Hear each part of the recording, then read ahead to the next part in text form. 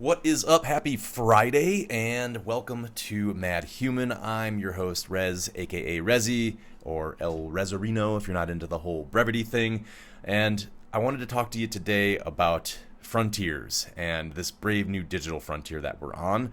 This week, Google did something absolutely brilliant while everyone was distracted by, well, everything else that happened in the world. Google quietly might have released the most significant AI update in 2025 if we look back at it, and most people entirely just completely missed it. I'm talking about the VO3 update, Google's video generation AI that just became free for everyone and now supports vertical video. That's right, TikTok, Instagram, YouTube Shorts sized video generation for free from Google. Did I mention that it's free? But here's the thing. This isn't just about making videos. It's about Google positioning itself as the infrastructure for an entire creator community and the entire creator economy at large. If you're in marketing, advertising, have a small business, or in any kind of creative role in your enterprise organization, and you're in need of content, which is aka everybody, this does change everything. And as you know, I'm a dyed-in-the-wool optimist about AI. I am net bullish on what it means for humanity and the small businesses and large businesses alike, and even, creators as well. But I'm also, skeptical of how this will be applied. I am mindful of the anxiety that most of the world is feeling about AI coming for their jobs. And we're going to get into that. I'm also fascinated by how Google just executed one of the quietest power moves in tech history. So we're going to dive into the VO3 revolution, what that means for the advertising world, what it means for small businesses, and why Google may have just won the AI video war without even giving any notice. So keep it locked right here. It's MADHUMAN.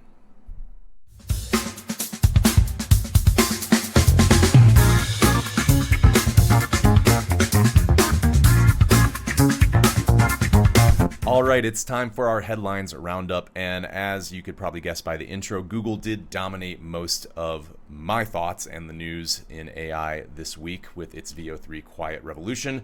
Also, the second story that I had for them was Google's Asset Studio advertising dominance, and coming in for story number 3 will be Meta's AI advertising counterattack. And for our last story in the headline section, we've got the FTC investigating AI companion chatbots. So while everyone was watching the latest drama unfold elsewhere in the world, Google made a move that's going to reshape content generation forever. VO3, their video generation tool, just became free for everyone and now supports 9:16 aspect ratio vertical video.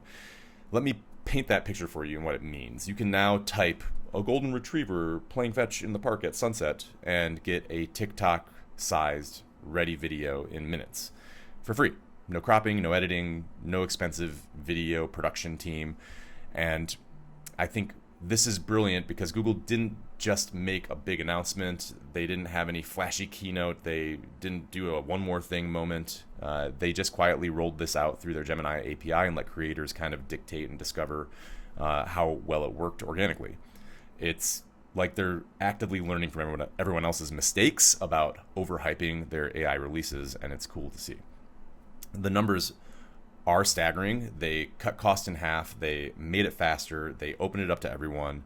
Content creators are already calling it a game changer, and honestly, when you can generate professional quality vertical video for free, that's not just a feature update, that is a paradigm shift. Here's what it really means, I think, for people that work in advertising and marketing. While everybody else is charging premium prices for AI video generation, Google just went ahead and made it free and better. And that's not competition, that's domination disguised as generosity. Meanwhile, Google's advertising division wasn't sitting idly by. They launched Asset Studio, their new AI creative powerhouse. That's basically an entire creative department in your browser. We're talking about AI that can systematically take your product photos and instantly transform them into a lifestyle photography. So let's say you want to upload a picture of a jacket. You can type in young man walking in the park and boom, you've got a campaign ready image and various imagery with models, settings, perfect lighting, etc. And it gets better.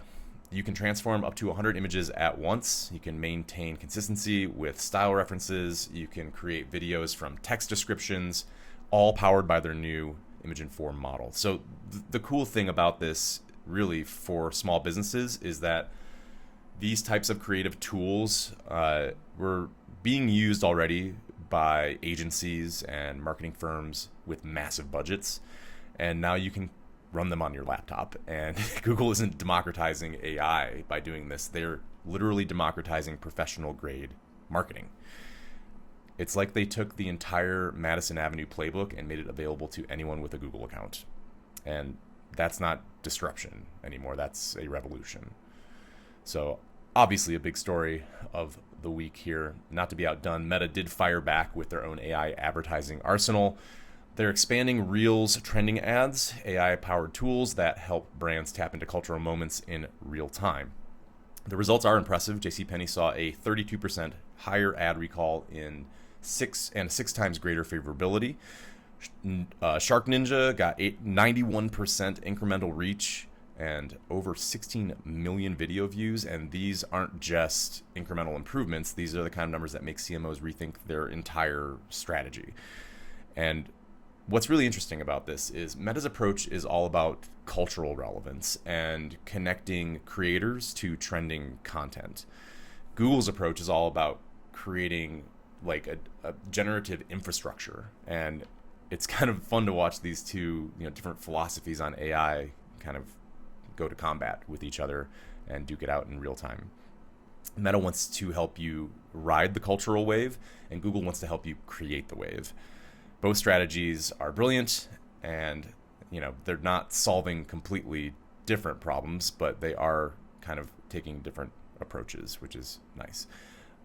Just for everyone's information, I am not sponsored by Google or Meta, or they're not paying me to talk about them. This is just really interesting that this is going on. So next story that we have in AI land this week, the FTC launched an investigation into AI chatbots that act as companions. I'm sure you are probably aware, if you're watching or listening to this podcast and interested in the AI space, that some of these stories about individuals falling in love with and even marrying their AI chatbots and companions. So the FTC is launching this investigation into these companion building firms. They're looking at 7 different companies right now that operate consumer-facing AI chatbots, focusing on data collection and potential harm to their users. Here's what bothers me about this. We're investigating AI companies while AI is literally reshaping entire industries. It's like worrying about the color of the deck chairs while the ship is being rebuilt from the ground up. And don't get me wrong, consumer protection matters, but maybe we should also be thinking and asking how AI is changing the fundamental nature of work, creativity, human expression. The companion chatbot thing feels like a distraction from the real transformation that's happening right now, and I think that is detrimental to not only people that work in the space, but humanity at large if we're not paying attention to the things that really matter, like my own creeping existential dread. All right, let's do our deep dive. We're going to go back into the Google VO3 topic because I think what most people are missing here is like a bigger picture. This isn't just about free AI video generation. This is about Google positioning themselves as the infrastructure layer that the entire creator community is going to be working off of. At least that is their mission. If you think about it, YouTube is where creators make money. Google Ads is how businesses reach customers. Google Search is how people discover that content. And now VO3 is how people and creators are creating that content in the first place. So Google just closed that circle, and they own the creation, distribution, discovery, and monetization. That is a massive vertical integration. It's an ecosystem shift. Let me walk you through what actually happened this week, because the details do matter. And Google didn't just make VO3 free, they made it accessible through their Gemini API, which means, if you don't know what an API is yet and you're watching this, Google it. which means developers can build it into their own applications. So imagine every content management system, every social media scheduler, every marketing platform suddenly having the access to professional grade AI video generation overnight. And that's not a product launch. It's literally infrastructure that will be built in and built upon, and companies can build their entire businesses on this. Here's what really gets me, and what I feel is the most interesting point. That 9:16 aspect ratio vertical video support isn't just about TikTok and Instagram. It's about Google having the understanding that the future of video is likely mobile first, vertical, and designed for short attention spans. While everyone else was just kind of still thinking about the traditional 16:9 video, Google built for the world that we actually live in, and that deserves some applause. Now let's talk about what this means for businesses.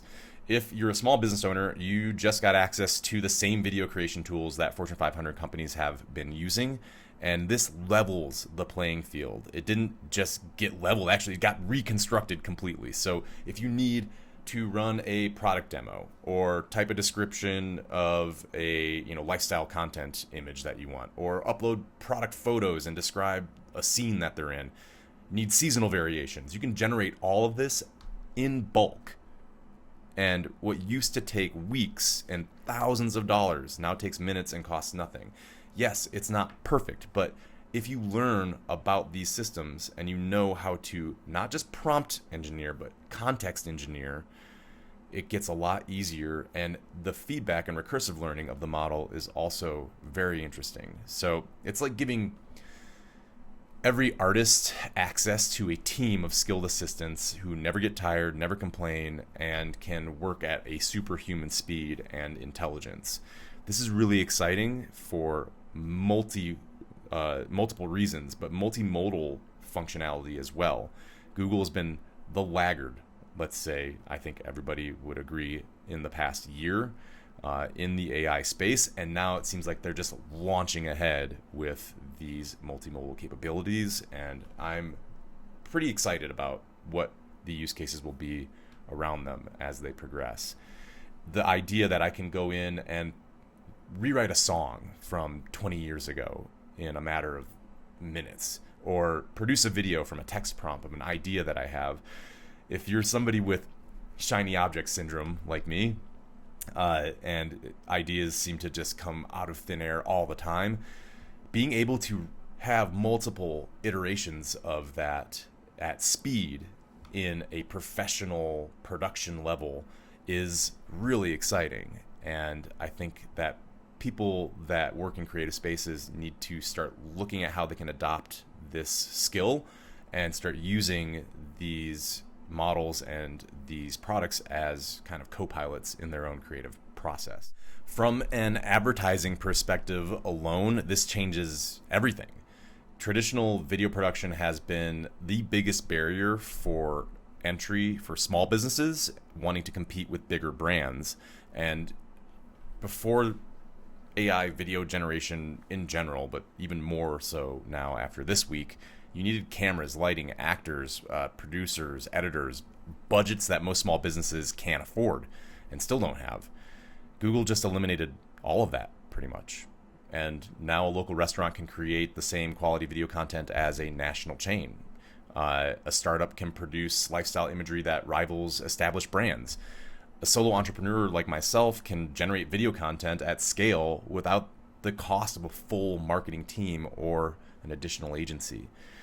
That's not democratization. That's a disruption of the entire creative services industry. And honestly, I think it's about time. Let's talk about the competitive landscape, because this moves more pressure, right, on everyone else to perform. OpenAI's Sora is still in limited beta. Meta's video tools are focused on their own platforms alone, and Adobe's video AI is expensive and complex because they're Adobe. Google just made the best AI video tool free and accessible to everyone, and that's not a competitive advantage. That's market capture through generosity. Here's what I think is really happening over there at Google. They're betting on a way to give away tools so that they'll own the ecosystem. It's a smart play. The more content creation means more YouTube uploads. It means more YouTube uploads, meaning more ad inventory meaning more revenue for Google. Again, they closed that circle. It's a classic platform play. They give away the picks and shovels, and they own the gold rush. And in this case, the gold rush is the entire creator community. Now, I'm still net bullish on this development, but let's be real about the challenges. When creator content becomes this easy, we're going to see an explosion of AI generated content, and it's going to be probably mostly very close to all very bad at first, because people have not been upskilled and trained into how to context engineer their way into better and more high quality production level video from these tools. But at the end of the day, technology is that, just a tool. The magic still comes from human insight, creativity, the ability to connect with other humans and create a message that connects with other humans. And AI can help you execute that vision, but it is not very good at giving you the vision at whole, right? The actual vision that you create and execute with AI is always going to be better than a one-shot prompt at one of these tools. So that's the opportunity and the challenge at this moment. Google just gave everyone access to an incredibly powerful creative tool. And the question is, what are you going to do to create with it? Right, it's time for your Friday High Five. 5 things that you can do this weekend to either advance or begin your own AI journey. And for this weekend, obviously, we're going to lean a little heavy into the VO3 demo videos to watch, listening to podcasts about these AI tools, using these AI tools. Obviously, go use VO3. And then to reflect on your content strategy or what you've been doing to create content, or maybe even just for fun to post for friends and family on your social media. And then something to share, AI generated content that you have created, and share it with transparency. Let's dig into it a little bit. Something to watch: check out Google VO3 demo videos that creators have already made on social media, and don't just watch them for the entertainment value. Actually get into how they're prompting and using context to get the results that they're getting. Pay attention to the quality, the style consistency, and the creative possibilities, and then basically treat this as your crash course into AI video generation. To listen to, find a podcast like this one, AI related, that works with the creator economy and works with those AI tools. I recommend NLW, one of my favorites, the AI Daily Brief. He is awesome at keeping me and others updated on what's happening in the world of AI. Creator Economy Report, The Future of Content. Listen to how successful creators are integrating this AI into their own workflows without losing their authentic voice. And the key is learning from these people who are already successfully doing things with these tools to then apply it to what you want to create and your own imagination. I've said this time and time again, and I don't know how many times I've said this on the podcast, but when people ask me about AI and where it's going, I think this week will be looked back at. Right now, it seems very quiet and insignificant, but the idea that people's first interaction with AI is not these kind of systematic integrations that we do for organizations and small businesses. That gets kind of down into the granular, knowledge base. But most people like the photo and video generation. I think that's going to be a gateway for a lot of people into how, LLMs and machine learning actually work, and how they can produce some pretty amazing results, almost magical. And that being said, we're moving into this area in the space of what I call the imagination economy, where your creativity is actually a currency. And that's something to think about. Instead of, the doomerism that has plagued AI for the past month, I think we're getting past that now, especially given the reports from Oracle, and you've seen what that has done in the markets this week. Is AI skepticism officially canceled? I don't know, but feels like it. I know there will always be skeptics, but the idea that we're going to move forward with this technology and it's just a big bubble, it's eventually going to pop, I think that got pretty much dispelled here in the past 5 days. So All right, moving along with your Friday high five.